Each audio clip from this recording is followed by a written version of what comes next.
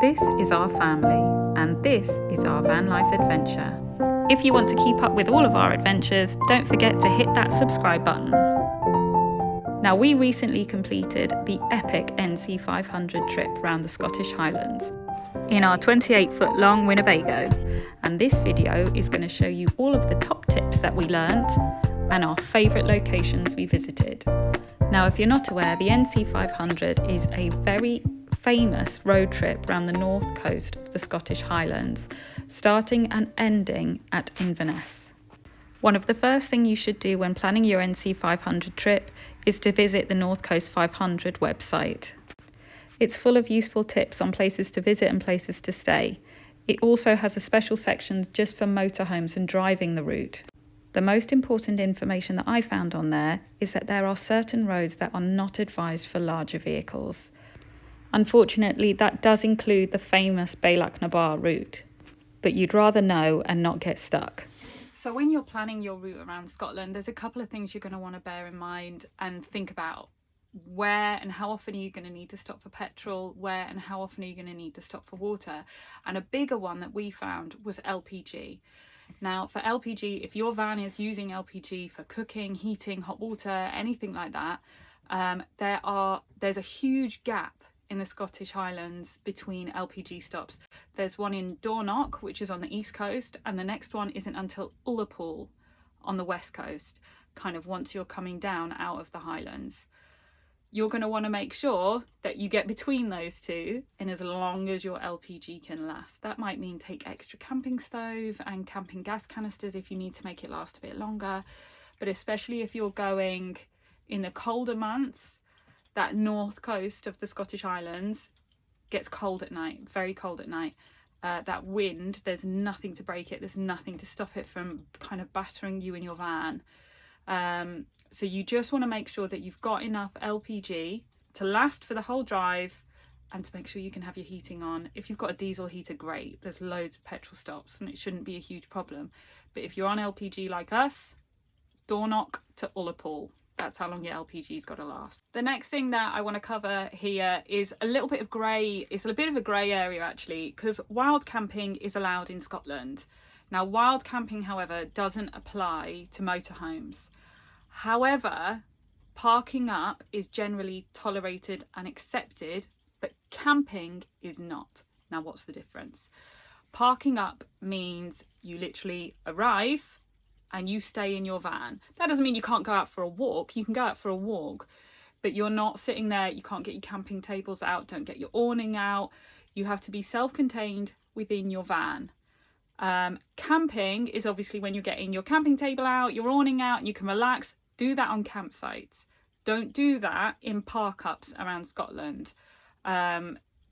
Generally, parking up is just accepted. It's allowed. People tolerate it. It's okay. Nobody gives it a hard time. Make sure you tidy up after yourself. And know that there are some cases where local residences are not particularly chuffed with motorhomes on the NC500. There are cases where people honk when they drive past in the morning. If you're there with kids, you're usually up before them anyway, so...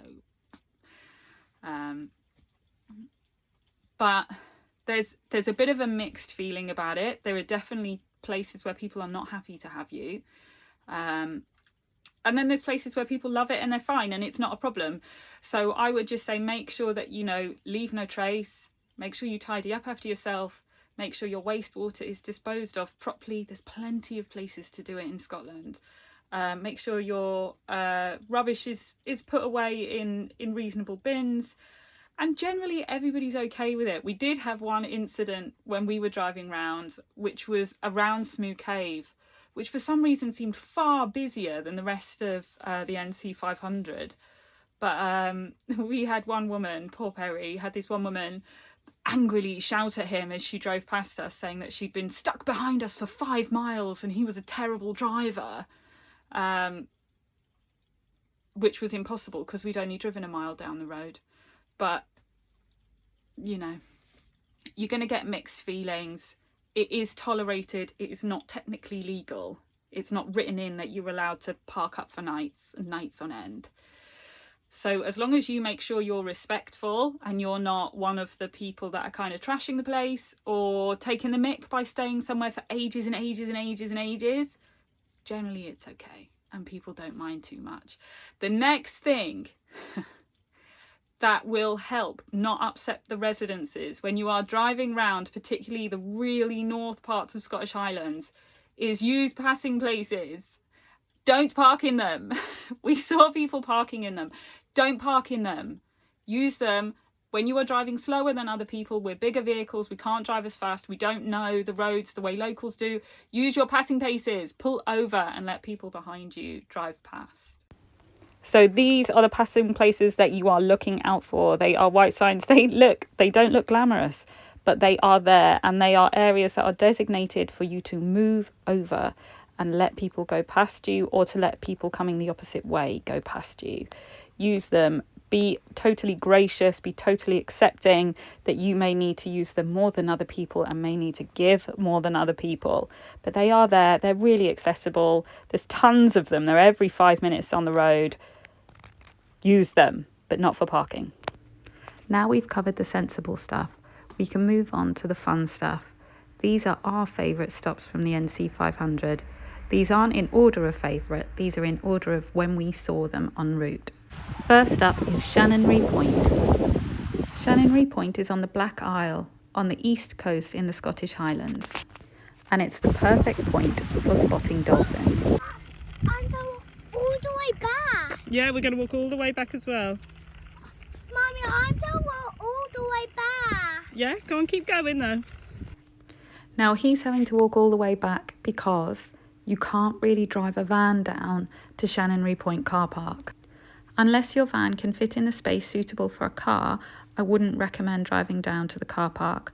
There is parking on the roads nearby and then you can walk down, and honestly, it's not that far. Now there's going to be one suggestion that covers all spots that we visit. Bring snacks and changes of clothes, and think about layers. It was really windy on Chanonry Point, but further inland it was fine. Now you're good to go, just wait and enjoy the show.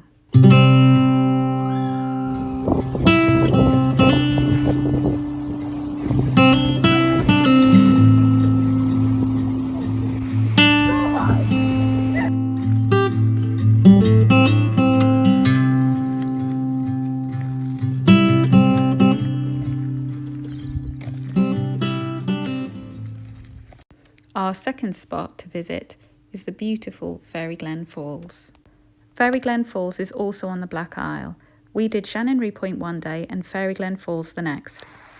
We are still on the Black Isle, and currently we are making our way up to Fairy Glen Falls. It's very, very beautiful here. Very, very muddy. So we're just taking a little hike. This is currently only taking 45 minutes, but obviously we've already done that. With 2 kids, it's game of odds really.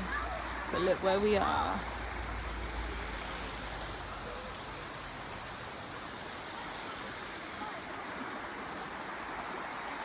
Everything's just so wild and beautiful here.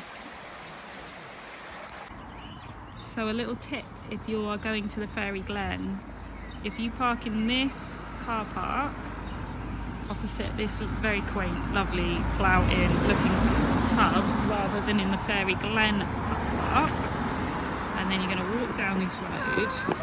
Carry on down the road until you see this road on your right. You're going to cross over the bridge and then take a sharp left down the hill, turn right and walk down the path, and on your right you will see a little Fairy Glen. If you were to park in Fairy Glen Falls car park, you would be on the other side of the stream and would miss this. However, there's also something else you would miss that my kids loved even more than this. So come out of the little Fairy Glen and turn right and carry on down the path. Keep on going. Across the road you'll see Fairy Glen Falls car park. Keep going past that, and shortly on your right you will see the most epic tree swing of your life. Oh my god! Oh my god! Right, now I'm in. Ah, there you are! There he goes! Whee! The last one.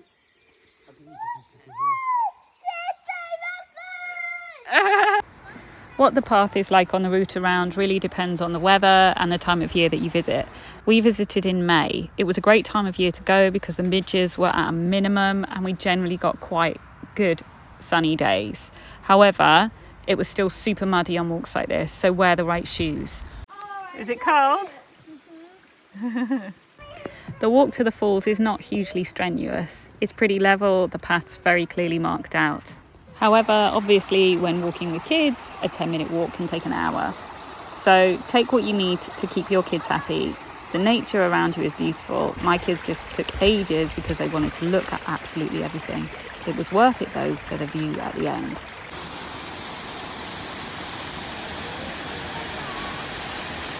It is epic!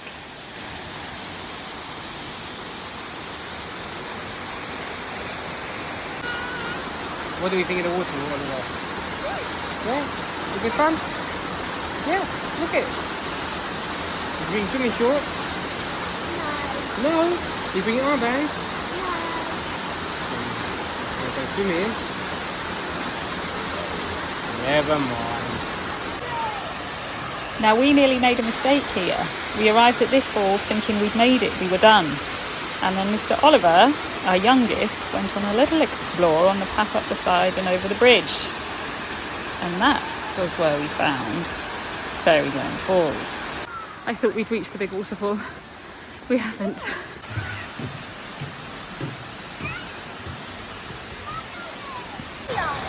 There it is. That's the big waterfall.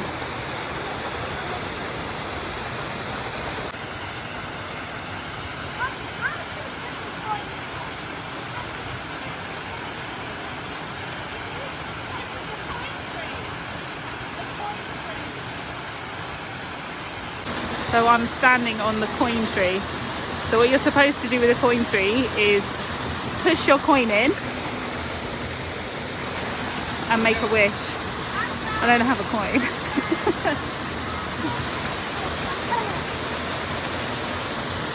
I don't know why it started or where it started, but this tree is full of coins.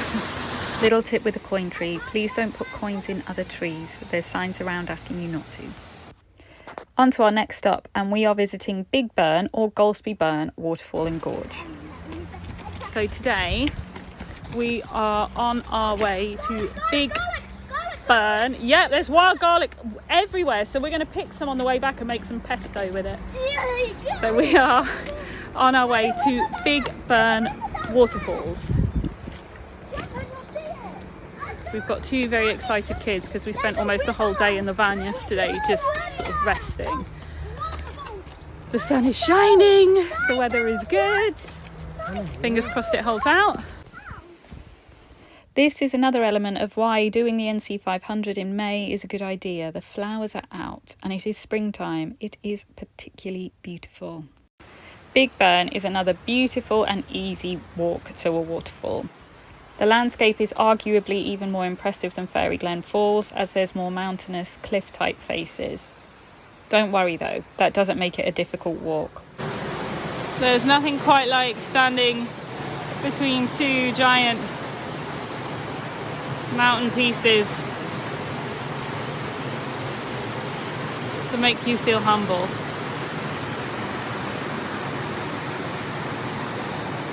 Oh wow.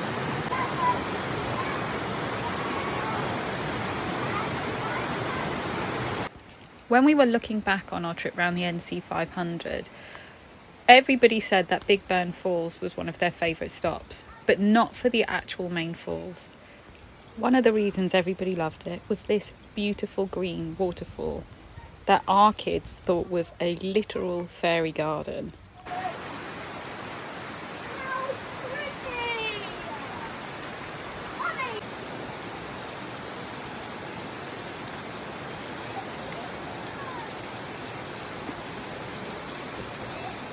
Is it beautiful? Not much further along, carrying on over a few more wooden bridges, and you will find the main event. It's like a tiny waterfall. I want to jump in. Finally out there.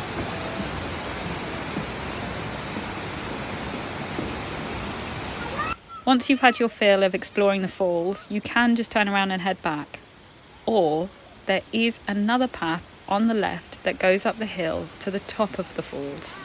This was the other part of Big Burn Falls that was everybody's favourite. The boys loved being able to climb amongst the rocks and just explore the river.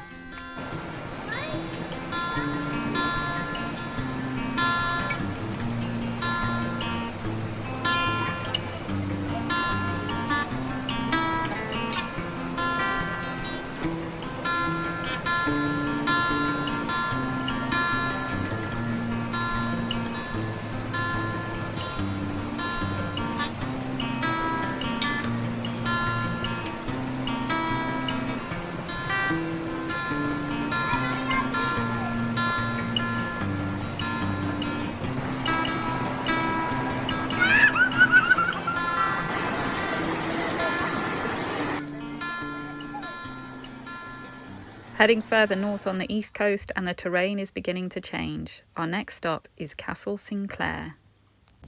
Castle Sinclair has a wildness about it that makes you feel like you are on the edge of the world. The wind is bracing, so wrap up warm. Having said that, it was one of my favourite stops on the whole trip. It's so windy!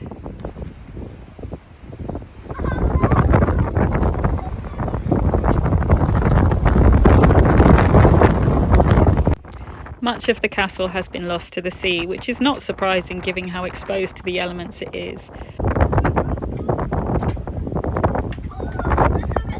Hey, Mummy! Mummy! Yeah, baby. You can go. See Where have you gone? You cheeky little thing. But one of the great things about it is that you can go inside and have a really good explore. There's loads of little nooks and crannies to stick your head in. The road to the castle car park is very, very small and you do feel a lot like you're going the wrong way, but you're not. Follow it, use the passing places when you need to, and it is honestly worth the drive. You can also park in the car park overnight for a small fee.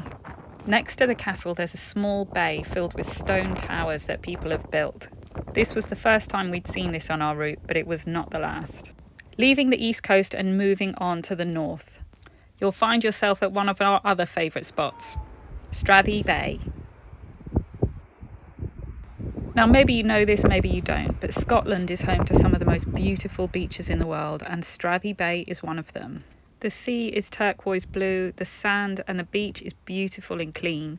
If you're lucky and it's a warm day, take your swimsuit, because I'm sure if it had been warm, we would have been going in for a swim. However, my other top tip for this one is check your tide times and try to go to Strathy Bay when the tide is out, because when it is out and a whole assortment of sea caves is revealed.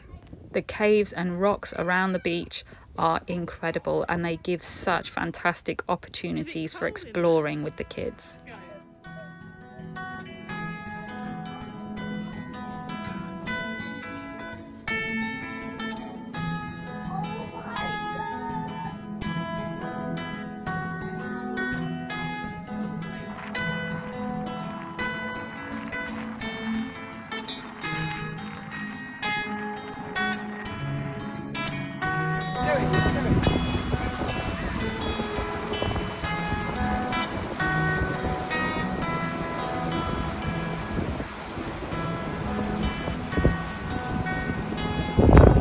You're gonna fall over, don't jump!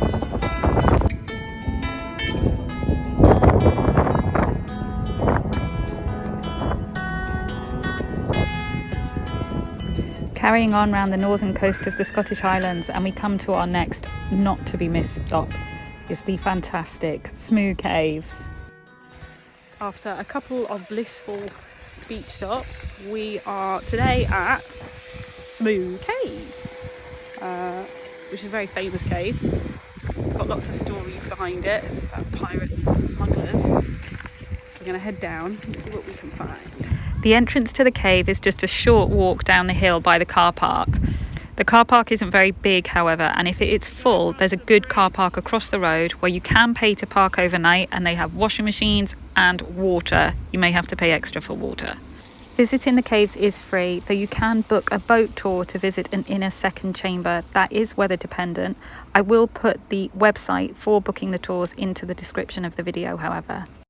Visiting the caves is just awesomely cool, but the real treat comes when you cross the second inner wooden bridge.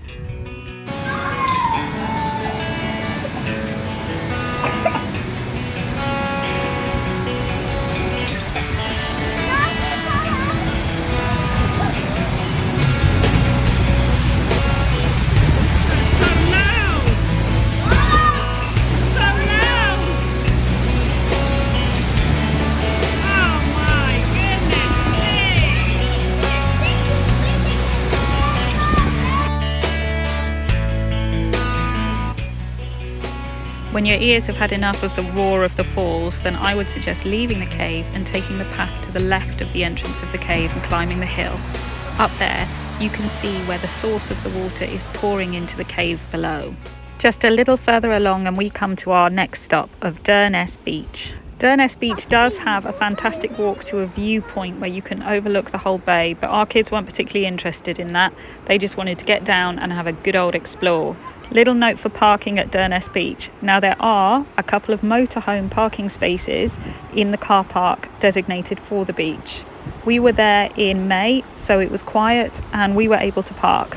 However, I suspect if you are visiting during the summer peak seasons, it may be a real struggle. Durness is another example of a beautiful beach in Scotland. It has a beautiful little stream where the river meets the sea, and the kids just love having a good explore, getting really dirty and poking about in all the fabulous rock pools that are there. Show us, what are you looking at? Snail! A snail! Lots of them! Lots of them, there's loads!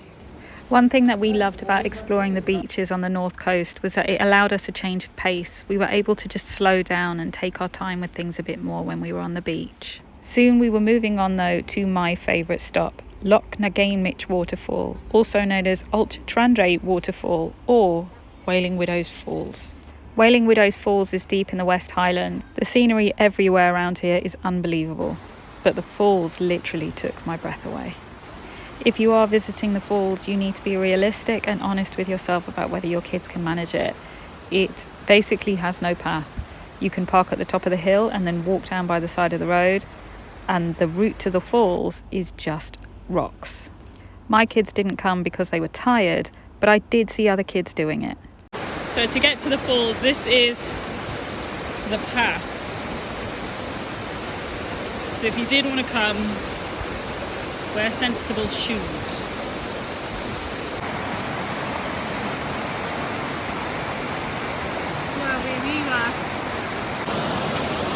I'm sitting here at Wailing Widow's Fall. I've come here on my own, but I want to get to that rock up there. I'm going to see if I can get closer. That's the path you have to take to get here. It's not easy.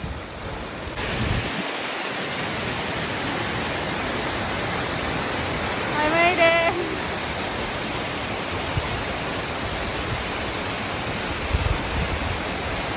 All by myself! It may have been a struggle to get there, but this stop was hands down my favourite stop on the NC500 route. With just a couple more stops to go, we continue down the western coast and we are at the fabulous Ardvreck Castle. There are two awesome ruins to explore at the Ardvreck Castle grounds, the main castle and a smaller house that's nearby. One of the things I really liked about Ardvreck Castle was that it felt very manageable. Parking is fairly easy and the walk to the ruins is simple. There's also a small waterfall nearby, so there's enough to keep everybody entertained for a few hours without having to overly exert yourself. At this point on our trip, that mattered. We were all starting to get a bit tired after being on the road for 3 weeks. This is one of those stops that you could include or you could miss out and it wouldn't make or break your trip. But we did enjoy it as a good day out. Now the next stop, however, we could not miss out. A car park, you might ask, but it's for this guy. Calum. Calum is a very cheeky and a very greedy reindeer. A few notes with Calum. He's got a sweet tooth. He does not want carrots. He likes apples and biscuits. I didn't want to give him biscuits, but apples I felt okay with. Now this was a very special experience for the boys and us. We had seen other reindeers en route, we have seen reindeers in other places, but nothing quite like this. If you or your kids are animal lovers, then I would say this is a crucial stop on your NC500 trip. Look at his hooves. I know. He's staring It's at up us. close to a reindeer, a wild reindeer. And that's it from us on our final recommendations on your NC500 trip. What I will say, however, is that Scotland is stunning. There are stops everywhere worth getting out and exploring, and anywhere you park up, if you can, get out and have a look around. The nature, history and landscape of the place makes it for a phenomenal family road trip. And some of our best bits were at completely unplanned stops. And that's it from us, wishing you luck on your NC500 adventure. Thank you for watching our video. Don't forget to like and subscribe. Goodbye.